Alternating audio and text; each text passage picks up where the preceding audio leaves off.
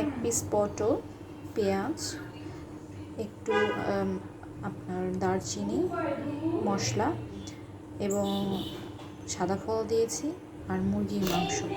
এখন আমরা এখানে প্রেসার কুকারে পানি নিয়েছি, পটলটা দিব, পেঁয়াজ কুচি দিয়ে দিলাম,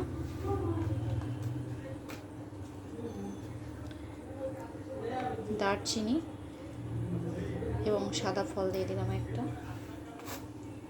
এবং মাংসের টুকরাটা দিয়ে দিলাম। এটা হচ্ছে 8 মাস বয়সী বাচ্চার রাতের খাবার।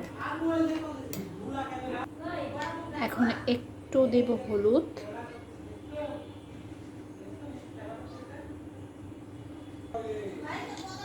আর একটু দিয়ে দেব অলিভ অয়েল।